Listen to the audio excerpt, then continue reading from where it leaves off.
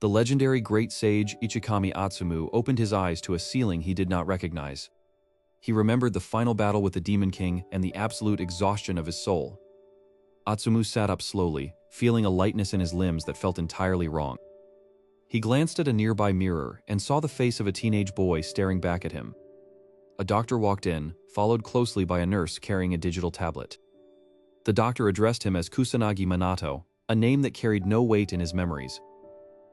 As the doctor removed his bandages, he gasped to see that the boy's fatal wounds had vanished.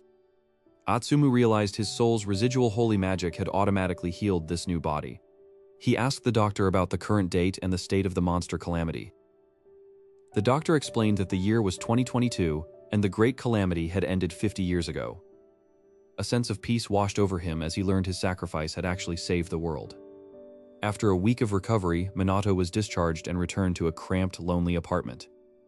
He discovered that the original Minato was an orphan, living off a dwindling inheritance. On the desk lay an identification card for the Kamui Magic Academy. The concept of a magic school was foreign to a man who had learned magic on the battlefield. Suddenly, a thin black device on the table began to vibrate and emit a loud ringing noise. Minato stared at the smartphone, wondering what kind of magic lived inside this glass slab. He ignored the calls, deciding instead to prepare for his return to the academy. Walking to school, he noticed the world was filled with strange horseless carriages and tall glass towers. At the academy gates, he saw students practicing basic spells that looked incredibly weak. In his era, even a child could produce a fireball 10 times larger than these teenagers.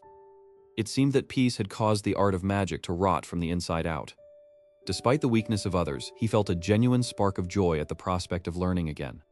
The peace was shattered when a group of 3 boys surrounded his desk, led by a red-haired youth. Tadano demanded to know why Minato had ignored his messages and where his tribute money was. Minato simply stared at him, realizing that the original owner of this body was a victim of bullying. He stood up slowly, looming over the bully with a presence that felt far larger than his frame. Tadano, feeling insulted by the silence, grabbed Minato by the collar and pulled him close. To Minato, this boy's magical aura was as faint and flickering as a dying candle. The confrontation was interrupted by the arrival of a beautiful girl with long blue hair. She greeted the class with a smile that immediately caused Tadano to release his grip. Minato watched her, noting that her magic reserves were slightly higher than the other students. The teacher soon began the lesson, speaking about the legendary hero, Ichikami Atsumu.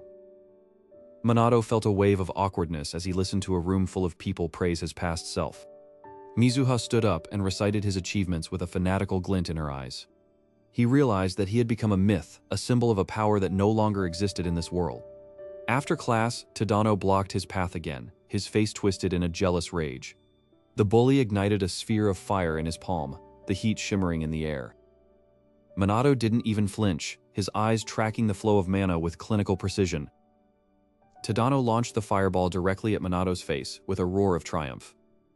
The explosion filled the room with thick black smoke, causing the other students to scream in terror. When the smoke cleared, Minato was standing perfectly unscathed, a translucent blue barrier fading around him. He walked toward Tadano, who was now trembling with a look of pure, unadulterated fear. Minato raised a single finger, and the air in the room suddenly felt heavy and impossible to breathe. Just as he was about to strike, the classroom door burst open again, revealing the teacher. Minato instantly suppressed his mana, returning the room to its normal, peaceful state. He realized that exposing his full power now would only lead to unnecessary complications. That night, as he stood on a rooftop overlooking the city, he sensed a familiar dark presence. In a ruined district of the city, a red rift was beginning to tear open the fabric of reality. Minato narrowed his eyes, knowing that the era of peace was about to end far sooner than anyone expected. Minato stood before the towering gates of the Magic Academy, his gaze fixed on the institution that would be his new battlefield. He watched the other students practicing their spells, noticing immediately how pathetic and refined their mana control had become. To his ancient eyes, the supposedly elite magicians of this era were no better than children playing with matches. He eventually located his classroom and sat down, ignoring the hushed whispers of his peers who remembered him as a weakling. A loud bang echoed through the room as Tadano, the academy's notorious bully, slammed his hand onto Minato's desk. Tadano demanded money, his face twisted into a sneer as he threatened the boy he once easily tormented.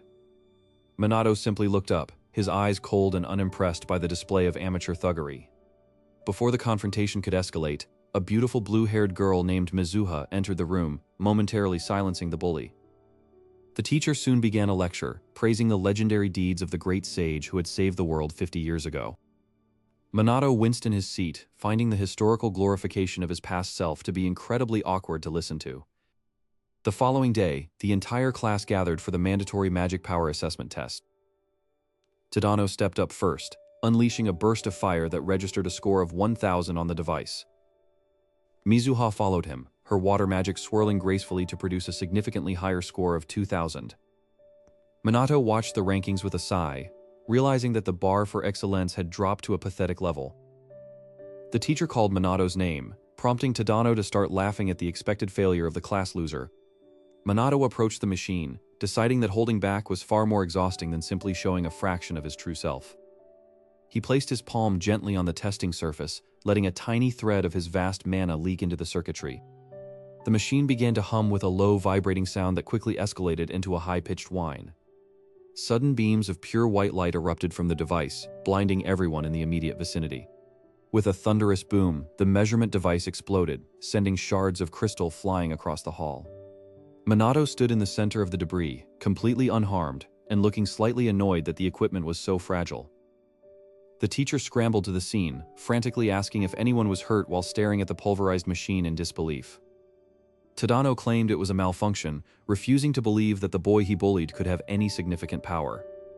Mizuha narrowed her eyes, watching Minato closely as she sensed a lingering, immense pressure in the air. Later that day, the class was moved to the outskirts of Shibuya for a practical field exercise in monster subjugation. Tadano used the opportunity to corner Minato again, leading him away from the main group toward a dark alley. He channeled a ball of fire in his palm, threatening to accidentally burn Minato if he didn't hand over his inheritance. Minato didn't even flinch, his eyes remaining fixed on a shadow moving behind the bully. Suddenly, a massive demon soldier emerged from the darkness, its roar shaking the very ground beneath their feet. Tadano's fire spell flickered out as he scrambled to escape, his arrogance replaced by pure, unadulterated fear. Minato stepped forward, placing himself between the trembling bully and the advancing monster. He raised a single finger, tracing a small magic circle in the air with practiced ease. He decided to use a basic level 1 fire arrow spell, though he infused it with high-density mana. The spell shot forward like a railgun, vaporizing the monster's armor and chest in a single, devastating impact. As the monster's remains dissipated into black ash, Minato turned back toward the stunned Tadano. He warned the bully never to bother him again, his voice carrying an authority that brooked no argument. Mizuha, who had been watching from the shadows, was left speechless by the raw power she had just witnessed. She realized that Minato wasn't just hiding power, he was a being on an entirely different level from the rest of the world. Minato walked away from the scene, sensing a much larger magical disturbance brewing in the center of the city. He knew the peace of this era was a fragile illusion that was about to be shattered by an old enemy. High above the city, a massive tear in reality began to form, leaking a dark, miasmic energy into the sky. Hundreds of red eyes began to peer through the rift, marking the beginning of a true calamity.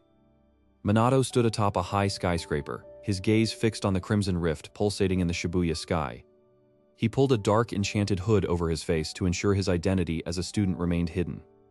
Below him, the streets of Shibuya were descending into absolute chaos as sirens wailed and people fled in terror. Monstrous silhouettes emerged from the shadows, their jagged claws scraping against the asphalt.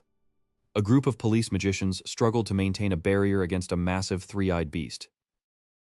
Minato noticed the police were using outdated chanting methods that slowed their defensive reactions significantly. Without uttering a single word, he stepped off the ledge and plummeted toward the battlefield. He landed silently in the center of the intersection, a shockwave of mana rippling outward. The monsters turned their attention toward the lone figure draped in black. Minato raised his hand, manifesting dozens of small, intricate magic circles instantly. Streaks of light erupted from the circles, piercing through the hides of the invading beasts with surgical precision. The police officers watched in awe as the monsters that had cornered them were annihilated in seconds. A white-haired female officer looked up, trying to catch a glimpse of their mysterious savior. Minato vanished into a blur of speed before any of the humans could approach him. He sensed a more powerful presence lurking near the Hachiko statue, where his classmates were trapped. Mizuha and the other students were huddled together as a demon captain, manifested from a dark vortex.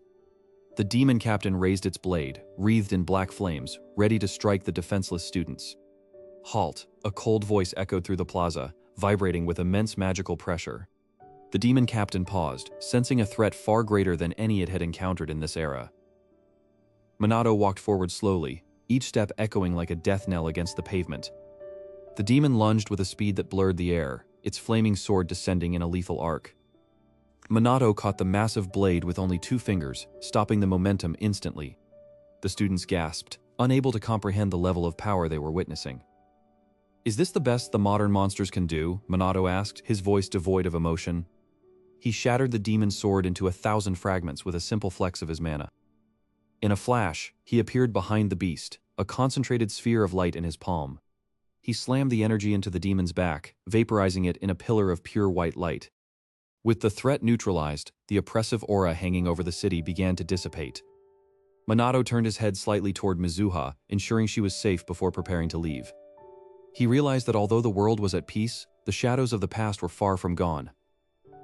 He summoned a series of transit circles and vanished before the police reinforcements arrived. Back at the hospital, the doctor noted that Minato's recovery was nothing short of a miracle. Minato sat by the window, contemplating how to balance his school life with his duties as a sage. He would protect this era of peace even if it meant fighting as a shadow in the night. The bullies at school would no longer be a concern, as he had outgrown such petty conflicts. The legend of the Black Mage began to spread across the internet, hailed as a new guardian of humanity. Minato knew that the true masterminds behind the monsters would soon take notice of him. He closed his eyes, feeling the ambient mana of the world flowing back into his reborn vessel. A massive magic circle briefly appeared over the entire city, invisible to the eyes of commoners. In this new life, Kusanagi Minato would not just survive, he would lead the world into a new age of magic.